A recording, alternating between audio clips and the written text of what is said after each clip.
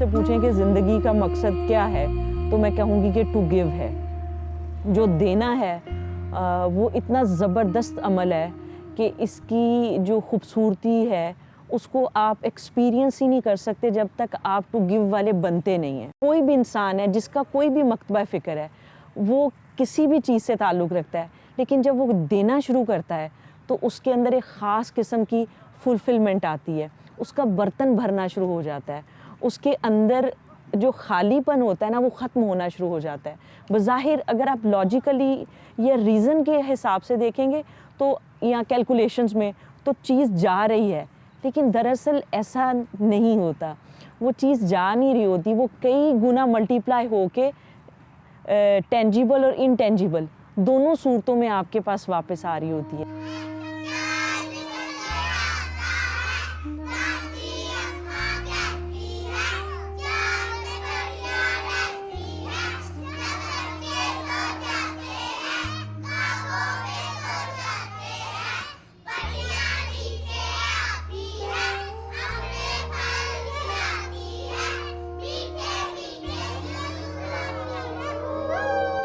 जो मिजाज है वो थोड़ा घूमने फिरने वाला है और चीज़ों को एक्सप्लोर करने वाला है।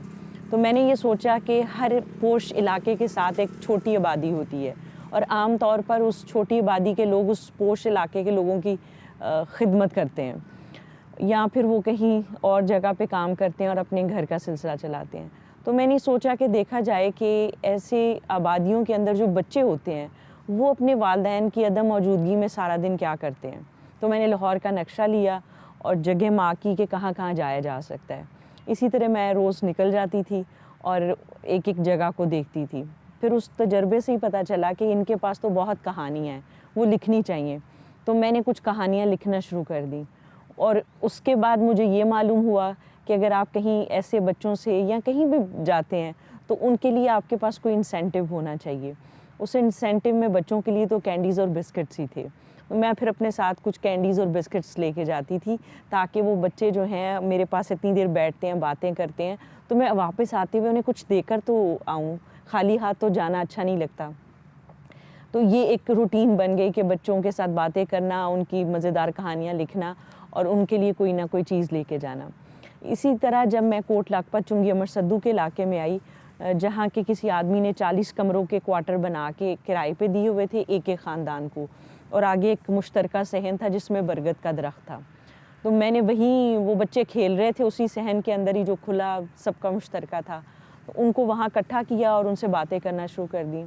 अब ये जो एक मोमेंट है दरअसल वो टर्निंग पॉइंट है मेरे लिए, और अल्लाह ने वो लम्हा रखा था जिसमें उन्होंने मुझसे इस काम का ख्याल एग्जीक्यूट करवाना था। तो बच्चे मेरे साथ बातें कर रहे थे, एक बच्चे ने मेरे बैग को देखना शुरू कर दिया। तो मैंने ये समझा कि ये चाहता है कि ये बिस्किट्स और कैंडीज़ अभी डिस्ट्रीब्यूट हो जाएं, लेकिन ऐसा नहीं था। उस बच्चे ने कहा कि मुझे कैंडीज़ और बिस्किट्स नहीं चाहिए, चूँकि मैं साथ लिखती होती थी।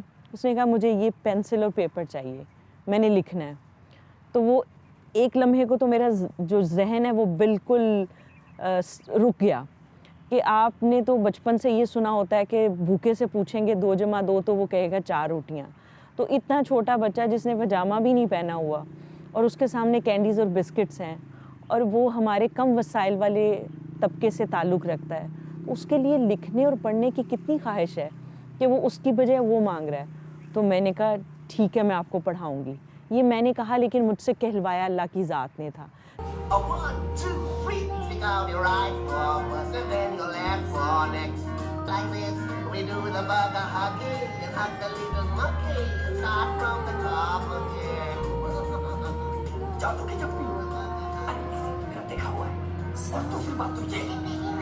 अच्छा, मुझे कौन बताएगा कि इसके अंदर कौन सा जानवर था? हाथ खड़ा करना बस। सबको ही पता है, चलें सब इकट्ठे बताएं कौन सा जानवर था। हाँ हाँ हाँ हाँ, और बिल्ली भी तो थी।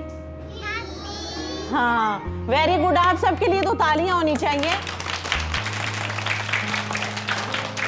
मैंने जब ये स्कूल शुरू किया तो मैंने बीकॉम के इम्तिहान दिया हुआ था, फिर मेरा रिज़ल्ट आ गया तो मैंने पंजाब यूनिवर्सिटी लॉ कॉलेज में दाखिला ले लिया, लेकिन मैंने आफ्टरनून में दाखिला लिया इसलिए कि सुबह में मैं स्कूल आती थी बच्चों को पढ़ाने के लिए और आफ्टरनून में मैं यूनिवर्सिटी जाती थी। लॉ के बाद मैंने एमएस किया इस्लामिक थॉट एंड सिविलाइजेशन में। उसके बाद मैंने पीएचडी जेंडर स्टडीज़ की। मैंने कोर्स वर्क पंजाब यूनिवर्सिटी से किया और मुझे रिसर्च के लिए सेंट्रल यूरोपियन यूनिवर्सिटी बुडापेस्ट से स्कॉलरशिप मिला, तो वो मैंने वहाँ से की और मुझे सितंबर 2020 में PhD in gender and literature की डिग्री मिल गई।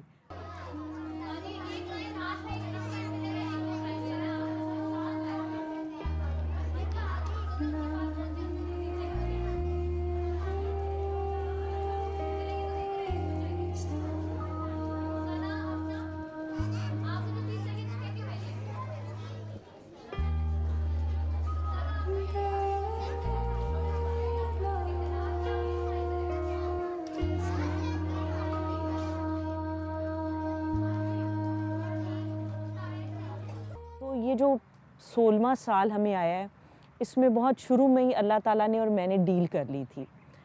वो डील ये की थी कि मैनेजमेंट साइड मैं देखूंगी, फाइनेंशियल साइड आपने देखनी है। और अल्लाह का बड़ा करम है कि हमारे पास ना गवर्नमेंट फंडिंग है, ना फॉरेन फंडिंग है, ना कॉरपोरेट फंडिंग है। इनफरादी फंडिंग पे हम पिछले 15 साल से इसे चला रहे हैं और ये इसलिए चल रहा है कि अल्लाह ताला ने इसकी फाइनेंशियल साइड ली हुई है।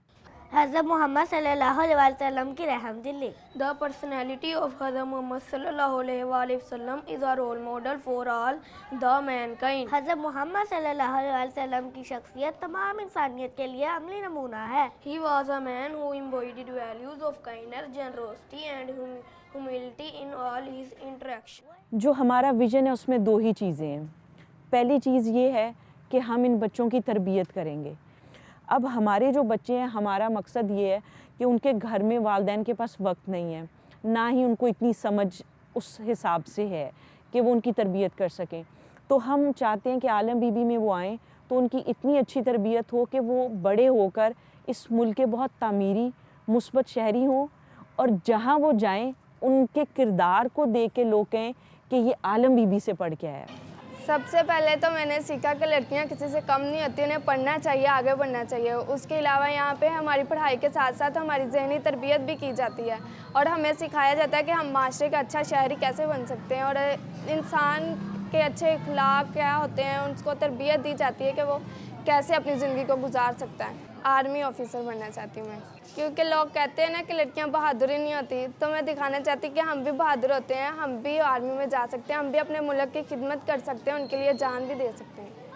जब मैंने आलम बीबी ट्रस्ट स्कूल में प्रेप क्लास में एडमिशन लिया था और मैट्रिक के बाद फिर आलम बीबी स्कूल ने मुझे एफसी कॉलेज में एडमिशन लेके दिया। पहले नहीं था, हम गलियों में फिरते थे, कंचे वगैरह हो गए, ये खेलते थे, तो स्कूल आने का दिल नहीं था करता पहले।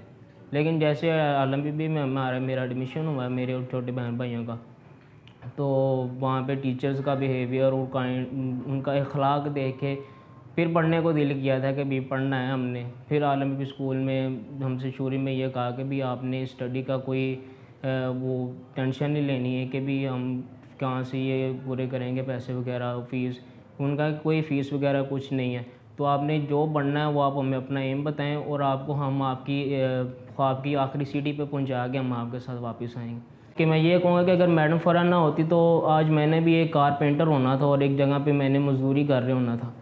लेकिन मैं उनका शुक्रगुज़ार हूँ कि उनकी वजह से आज मैं एक इतने बड़े कॉलेज में, जिसका नाम ही नहीं था मैंने सुना, उसमें मैं पढ़ रहा हूँ जाके। ये वो अपनी ज़िंदगी में करेंगे जिसका इनके अंदर टैलेंट और इंटरेस्ट है, ताकि ये उसमें बेहतरीन तरीके से एक्सेल करें। तो रॉ फॉर्म यानी 5 साल की उम्र में लेना और इन बच्चों को उस वक्त तक सपोर्ट करना जब तक ये इंडिपेंडेंटली अपने और अपने ख़ानदान वालों के लिए कमाने वाले ना बन जाएं और ये ट्रांसफॉर्म हो चैरिटी रिसीवर से चैरिटी गिवर में, और फिर इस्टेब्लिश होके अपने जैसे एक बच्चे को पढ़ाकर उसकी ज़िंदगी बदलें और ये चेंज का एक प्रोसेस शुरू हो सके ग्रास रूट लेवल से, जहाँ तरबियत भी हो और जो अंदर का नेचुरल टैलेंट है वो एक्सप्लोर हो के लोग इंडिपेंडेंट हों, वो चैरिटी लेने वाले ना रहें। तो ये प्रोसेस जो शुरू हुआ है, अभी हमारे पास 1000 से ज़ायद बच्चे हैं। अब ये 1000 से ज़ायद फैमिलीज़ ट्रांसफॉर्म होंगी, फिर ये वाले 1000 बच्चे अगले 1000 को पढ़ाएंगे, वो ट्रांसफॉर्म होंगे, और अगर किसी को अच्छा लगेगा तो वो हमारा मॉडल अपने किसी इलाके में अपनी जगह में रेप्लिकेट करेगा, तो वो वाला भी शामिल हो जाएगा। तो इस तरह हमारे माशरे के अंदर तब्दीली का वो प्रोसेस शुरू होगा जहाँ हमें टॉलरेंट, इंक्लूसिव और खुदा तर्स अच्छे इंसान मिलेंगे। हमारा माशरा एक मुहज़्ज़म माशरा होगा। हमारे माशरे के अंदर लोग एक दूसरे के साथ प्यार, रवादारी और मोहब्बत से रहने वाले होंगे।